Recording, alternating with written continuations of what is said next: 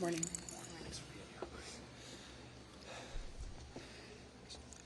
In Minneapolis, when a tragedy strikes, there's one word that summarizes what is most important, and that word is integrity. This is not the time to bend the rules. This is a time to follow the law. This is not a time to hide from the facts. This is a time to embrace them, making sure that we're pushing for transparency every step of the way. The fact that Pam Bondi's Department of Justice and this presidential administration has already come to a conclusion about those facts is deeply concerning. The facts that from the very beginning they're calling the victim a domestic terrorist, they're calling the actions of the agent involved as some form of defensive posture. We know that they've already determined much of the investigation, and even if they haven't, there is the appearance that there is some conclusion drawn from the very beginning. If not hide from the facts, why not embrace them? If it's not a problem to have additional people at the table that have a deep commitment to the process and transparency and have run these investigations before, then why not include them in the process? The Bureau of Criminal Apprehension at the state of Minnesota has consistently run these investigations before. They have done so without bias. They have done so with a great deal of expertise. This is not some radical, way out there group. This is a group that is formed by experts who understand how to investigate. Many of them have been police officers themselves. So our ask is really simple here. Our ask is to embrace the truth. Our ask is to include the Bureau of Criminal Apprehension in this process because we in Minneapolis want a fair investigation. Is it deeply concerning that this administration from the very get-go is drawing the conclusion that they may ultimately come to? Of course it is. And if you got nothing to hide from, then don't hide from it. Include local experts in the process. We got nothing to hide from here. All we want in Minneapolis is justice and the truth. And speaking of the truth, let me give you another one. I have heard countless people talk about Minneapolis, many of them who have never been here, as some form of post-apocalyptic hellscape, as a place that is dangerous. Well, let me give you a statistic. 50% of the shootings that have happened thus far in Minneapolis this year have been ICE. In other words, we've only had 2 shootings. One of them has been ICE. We are a safe city. ICE is making it less so. We are a city of unity, but ICE is trying to divide us and tear us apart. For every one of the people that you see standing here behind me, they have more than 1,000 people behind them. They have people that are committed to their neighbors, committed to integrity, committed to justice, and committed to getting the truth. We will not back down from it. Among those that won't back down from it is the person who I'm about to introduce. His ward is right on the borderline of where this particular shooting happened, and that is Councilmember Jason Chavez. Would you please give him a warm round of applause?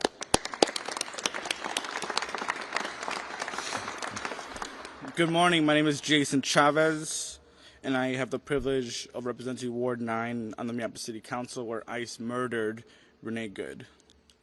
I want to let you all know that our entire community is mourning because of the inhumane tactics of ICE separating our families, forcing people back into the shadows, and the pure brutality by Immigration's Customs Enforcement. The videos that we have all seen, yourself included, does not match the false narrative from the federal government. In fact, you could hear the words, "I am pulling out," moments before ICE decided to take the life of Renee Good. She was a mother, a wife, and a beloved community member, not a domestic terrorist. I'm calling on Trump's FBI to allow the Minnesota BCA to have access to all the information so an independent investigation can occur. It is important and critical to our community to have a sense of trust in this process by having an independent investigation to present to the county attorney so that adequate charges can be made. But most importantly, I am here on behalf of my entire community, echoing the calls to arrest, to prosecute and fire this ICE agent who murdered Renee Good, and to hold those accountable complicit in this crime. What has descended upon Minneapolis and in this state is not the American dream. It is not what the American dream is about. Our immigrant neighbors are here to work. They're here to provide for their family and to achieve prosperity. Instead, what we are seeing in Minneapolis and across this state is ICE kidnapping our family, following folks driving to work and kidnapping them, following people as they're heading to school or to the daycare, picking up our immigrant neighbors from bus stops. While neighbors are struggling to afford groceries, they're picking them there as well. I've personally been on the streets since this first happened, and I've seen too many ICE agents kidnap our neighbors from their cars. And to that, we're always going to condemn it. And as we continue to ask for justice for Renee Good, we're going to ask our community members to stay on alert. As a proud son of Mexican immigrants, I ask Minneapolis and Minnesota to rise up, to do everything in their power to defend our immigrant neighbors, to continue to observe the illegal actions by ICE, to blow your whistle when you see immigration enforcement in your neighborhood, to get trained on rapid response so you can educate your neighbors on what is happening on your block, to provide rides to your immigrant neighbors who need to go to work, who need to get groceries, who need to see their children come back home safely, to help your immigrant neighbors move their cars during snow emergencies, because what we are seeing is many of our immigrant neighbors being picked up simply by moving their cars. To help your neighbors take out the trash, because there are many reports of neighbors being kidnapped while they are taking their trash out. To support our immigrant-owned businesses, to drop off groceries to our children, mothers, fathers, our community members that are starving, and to let know that ICE is not welcome in this city and in this state. And lastly, we're here to demand justice for Renee Good.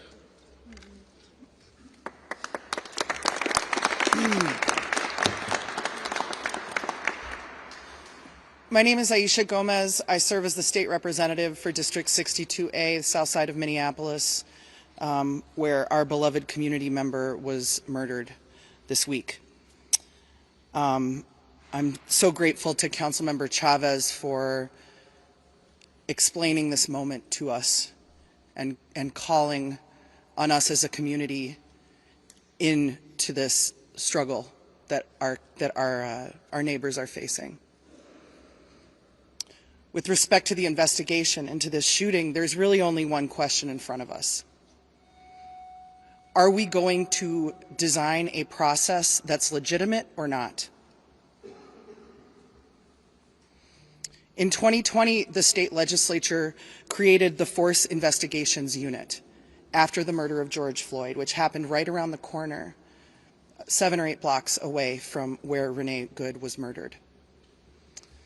This unit was established after a long process of looking into what are the best practices when there is an officer-involved shooting. We learned a lot about this in 2020 in Minneapolis, unfortunately. One of the things that we learned is that if you actually are interested in public safety, if you actually are interested in the legitimacy of a law enforcement force in your community, then you must be invested in accountability, in transparency, and in fair investigations when bad things happen. That's right. And so that's the question in front of us.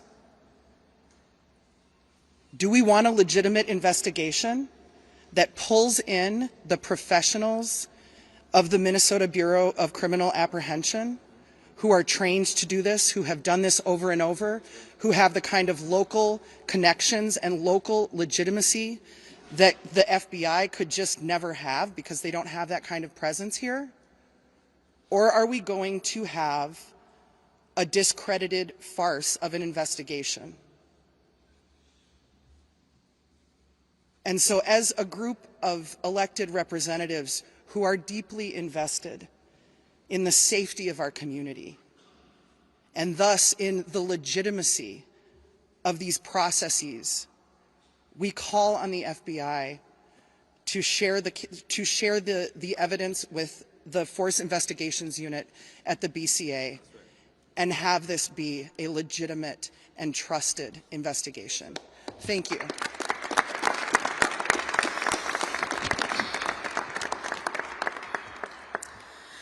I'm Hennepin County Commissioner Irene Fernando, but you can call me Commish. I use she, her pronouns, and I'm a very, very proud child of immigrants. I'm the youngest woman to ever serve on the Hennepin County Board. I'm the first Filipino American elected in the state, and I'm Hennepin's first board chair of color in our 174-year history. My heart is grieving for Renee and her family. This is an unimaginable and preventable loss. I honor Renee's humanity and life, and I acknowledge the deep pain felt by her loved ones and neighbors. The taxpayer-funded actions and harm we are experiencing right now are inhumane, unlawful, and unconstitutional. United States due process means that justice is pursued through legal action, credible investigation, and courts, not through guns, murder, and violence on our streets.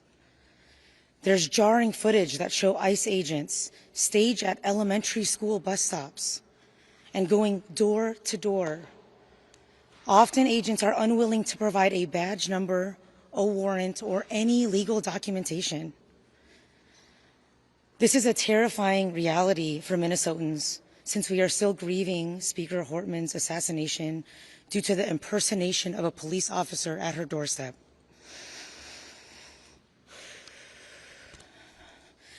Our community has experienced the national spotlight with law enforcement shootings, which required significant change and reform on how such cases are examined, investigated, and communicated to the public.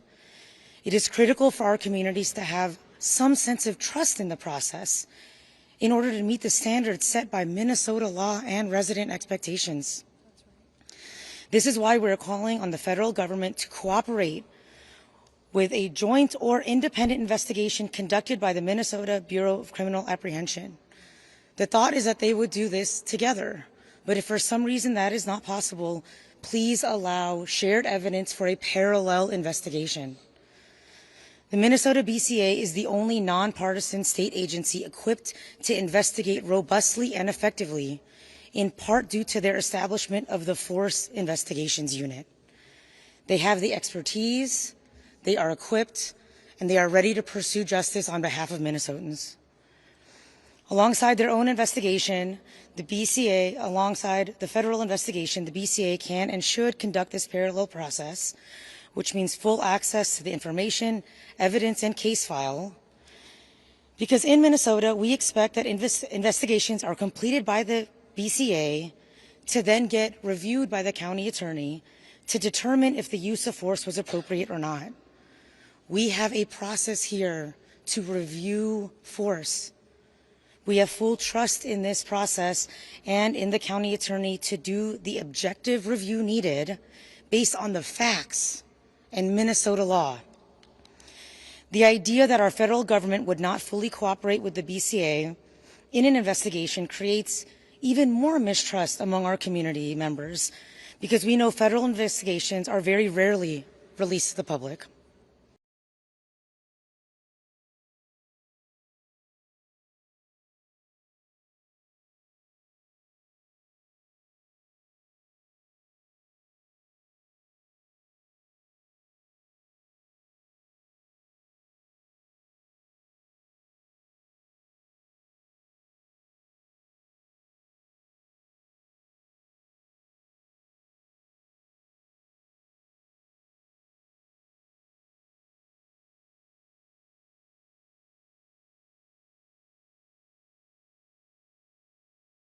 Renee, about her humanity and compassion, tells me she would have been there with us, speaking truth to power and turning pain into poetry.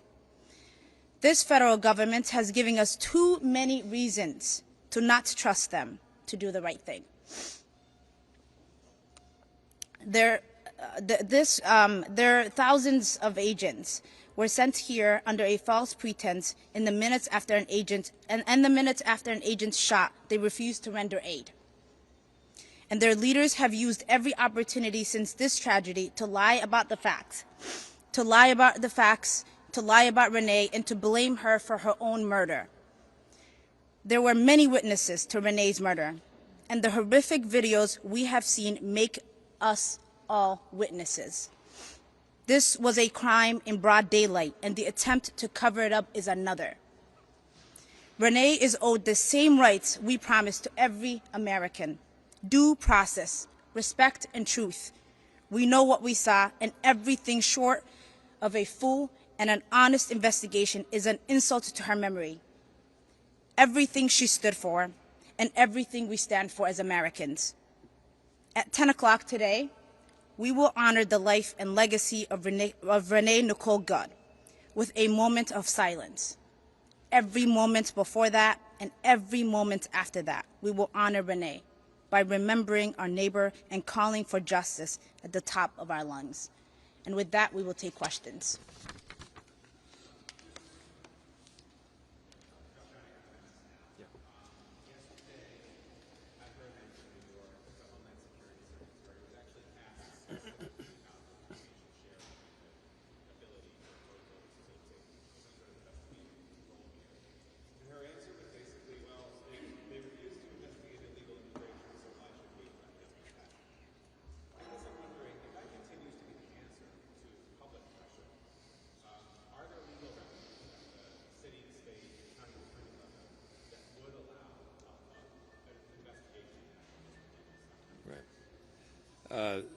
So the question stemmed from an answer from a press conference that happened in New York City just yesterday, where it was asked, what is the general process for doing this?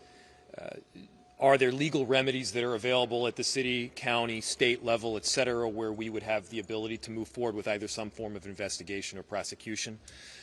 First, there is some precedent that is important here.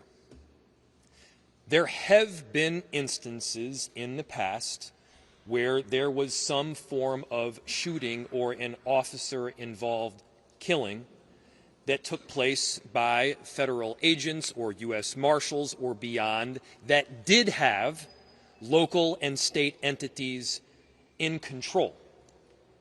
By the way, we're not even talking just about full control here. We're talking about being at the table. We're talking about an investigation that includes the Bureau of Criminal Apprehension. And for those that may say that we have a predetermined outcome, we are not the ones that are conducting the investigation.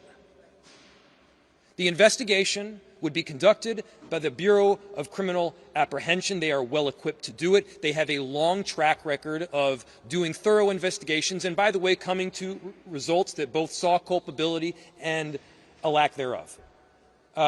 As far as the legal mechanism to do so, I'm not going to jump the gun here and give you a mechanism to prosecute through the county or the state before we actually know what that legal remedy looks like. But I can assure you there is potential there that is available. Go here and there.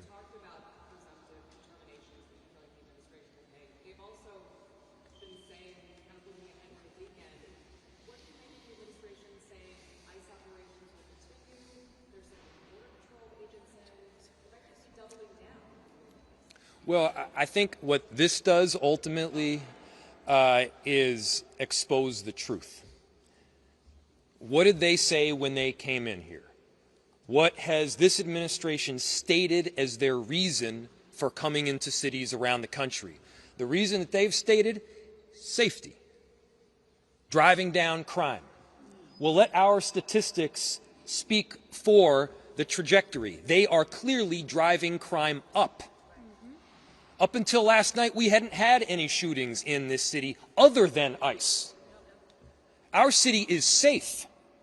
Our city is welcoming. They are making it less so. And so it is a massive issue that they continue to exert their presence in Minneapolis and beyond. By the way, it's not just our city that is feeling the impact. I know that there are a number of legislators behind me that can speak to that. This administration has also said that they're very pro-business. That's also garbage. I don't have a specific statistic other than anecdotal evidence to point to, but they have had a massive and detrimental impact on a number of corridors throughout our city, including like 80% reductions in customer base along East Lake Street and many other corridors throughout the city. And so bad for business, bad for safety, bad for unity, bad for democracy, and bad for this republic. We want them out. Let's go over here and then go over there.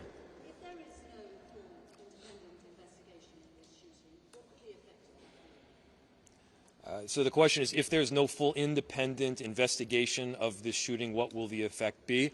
I mean, I think it further undermines trust in government.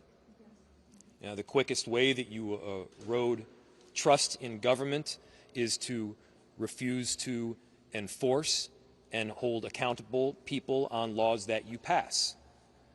There are laws that are around this. There are standards that are around this. They should have no concern about having a full and transparent investigation here. See where that investigation leads. Look at the facts, collect the evidence. And the fact that they are for some reason concerned about having other, by the way, police involved, other law enforcement involved through the BCA, that is wildly concerning. We're not asking to be at the table in this investigation here. We do think that people that have some willingness to see things clearly are.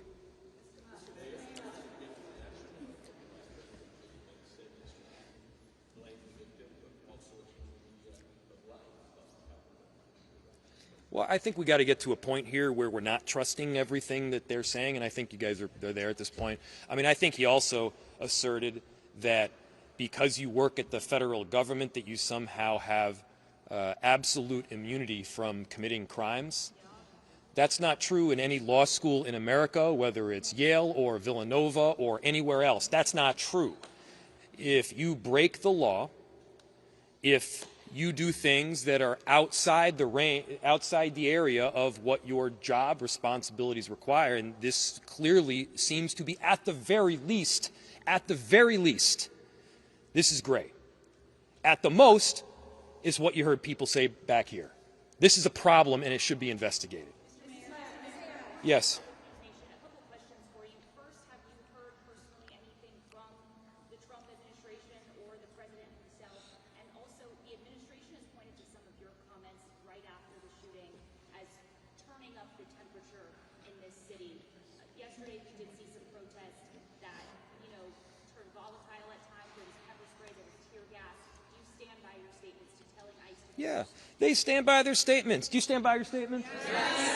I stand by my statements. We stand by our statements. I'll look back to what I said. What I said was it was reckless abuse of power. Yes, it was a reckless abuse of power. I said that what the narrative that the administration was pushing in the immediacy following this shooting was garbage and false and BS. It was. I stand by every one of those. And, this notion of inflammatory comments, I mean, come on, guys. I dropped an F-bomb. They killed somebody. Which one of those is more inflammatory? I'm going with the killing somebody. I'm going to do like a couple more, and then I'm sure there's some other people behind me too. Yeah.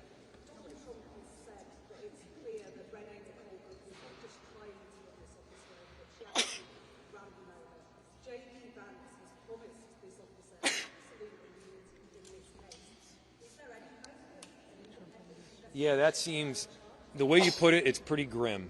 What you just said, and I think, to repeat for everybody, Donald Trump said that Renee ran the ICE agent over. Don't take my word for it. Don't take their word for it. Watch the video from every single angle. I mean, the ICE agent walked away with a hip injury that he might as well have gotten from closing a refrigerator door with his hips. He was not injured. I've seen worse injuries from doing that.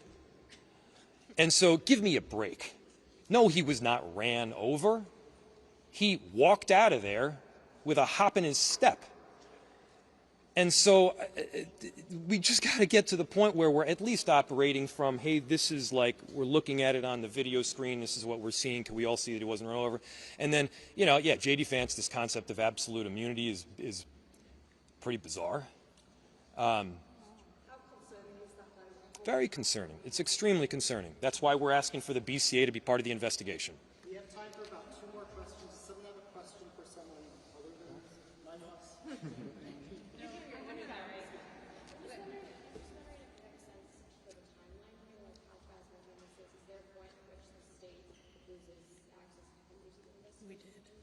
Do you want to answer that? I don't know the exact timeline, but I imagine the answer is yes. Go for it. Jamie Long, State Representative, Minneapolis Representative. There have been instances in the past where the FBI has shared information weeks after or even months after. It would be much better if the Bureau of Criminal Apprehension were able to be involved right now. There is time-sensitive evidence. There are memory lapses that happen if you aren't able to interview witnesses right away. And so they were invited by the FBI to participate in the investigation jointly originally. And then for some reason they decided to walk away. We are asking for their full participation as the FBI intended originally. They were clearly told by somebody that they couldn't participate anymore. And when you have the President of the United States, the Vice President, the FBI Director, Director of Homeland Security already coming to conclusions, and then they are told on the ground that they can no longer be involved with local investigators, that causes a lot of concern. And to us, time is important, but they should be involved in the investigation at any time that they're allowed to be.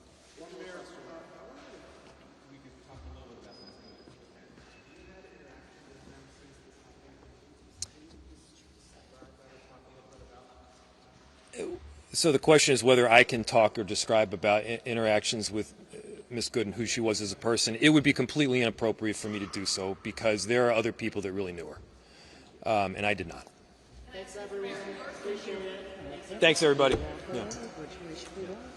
Yeah. Okay, thank you. Thank you. Hi, sorry. I didn't realize how far away you were. What?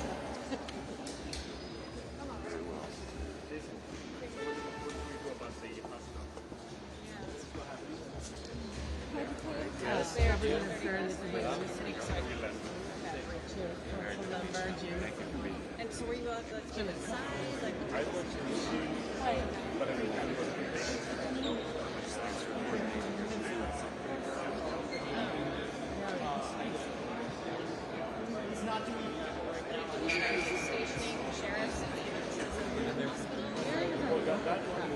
That's exactly what I was thinking. I saw one.